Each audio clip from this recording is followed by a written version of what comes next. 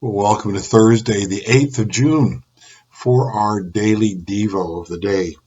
We are going to be in Jerusalem today, and looking forward, we're going to be in Jerusalem for quite some time. I guess eternity, if you count in the New Jerusalem. But we're in Jerusalem today. The suggested passage is Psalm 132, verses 7 through 14. They quote verses 13 and 14. For the Lord has chosen Zion. He has desired it for his dwelling, saying, This is my resting place forever and ever. Here I will sit enthroned, for I have desired it. Jerusalem mediates the tension between who God is and who I need him to be.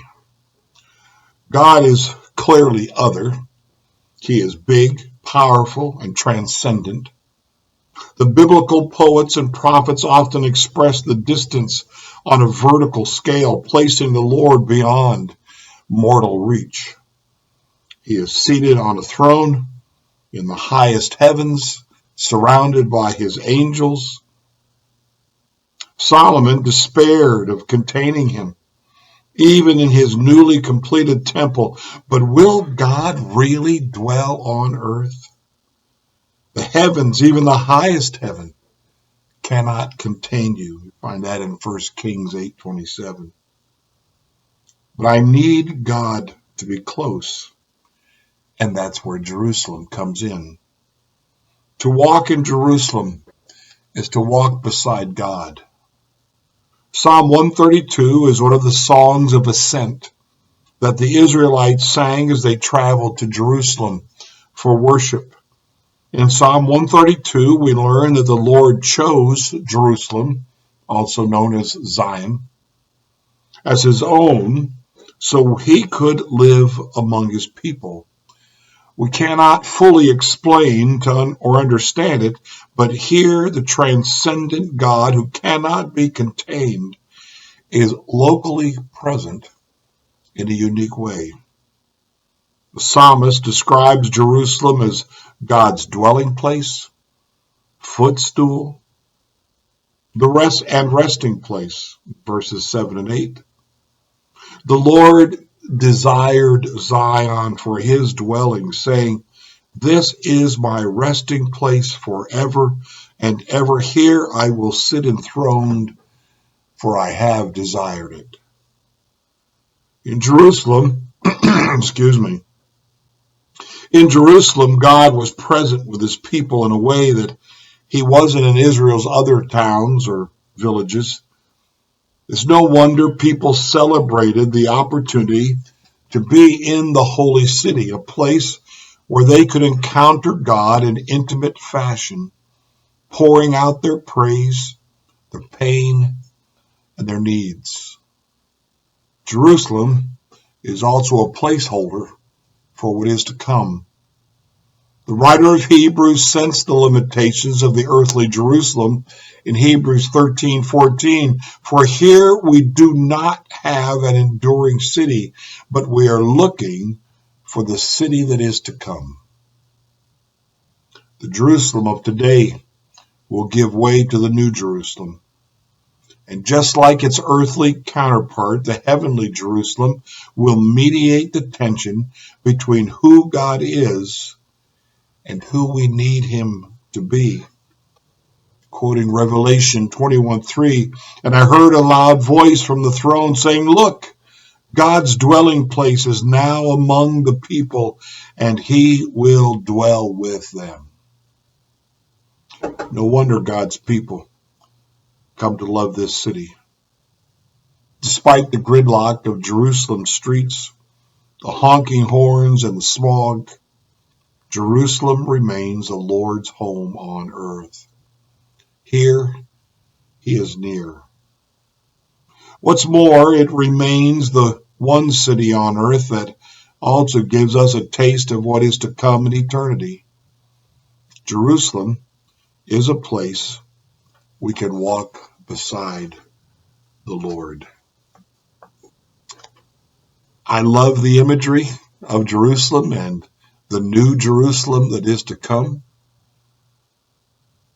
I know that we can go to Jerusalem and we can sense a nearness, just as we would go to the Sea of Galilee or the Dead Sea or to Bethlehem or to any of those other cities and areas where Jesus walked and lived while he was on this earth.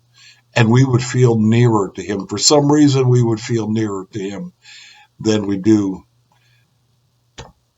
any place else. We'd feel that way, but it's not the reality. For no matter where we are and where we go, the Lord is near. The Lord has promised to draw near to us, to be with us, to never leave us and never forsake us. It's in our human weakness, maybe, that we need a visible reminder, just as our author talks about here. Jerusalem is that visible reminder that God has drawn near to us. And in our weakness, in our humanness, we're drawn to that. It's not a bad thing, but I also would ask that we not limit God's nearness to a individual place on earth, for he is the God of all the earth and all creation. And to him we can draw near sitting in our recliner, like I do. His nearness is important to remember. When in life, question number 1 for the day today, when in life have you been troubled by the apparent distance of God? Usually we connect it to pain in life of some kind, be it physical, be it emotional, be it relational. We feel God is not near to us. Again, that's a feeling. It's not a reality. What does Jerusalem have to say to you about navigating life's challenges? Well, to be in a physical place and to realize that our God drew near as he sent his son to us, we can think of that. Jesus walked these streets. Jesus was on that lake. Jesus raised Lazarus from the dead here. And those are the kinds of things, again, those tangible things that for some reason our faith needs. Here's our closing prayer today. Lord, you are big and powerful and transcendent, but I need you near me. Please use my visits to Jerusalem, whether in person or virtual, to remind me that you are by my side.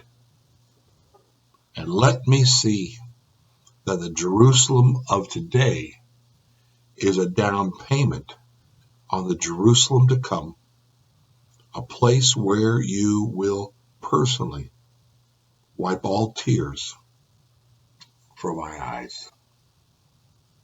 Blessings to you today as we begin our multi-day journey into Jerusalem.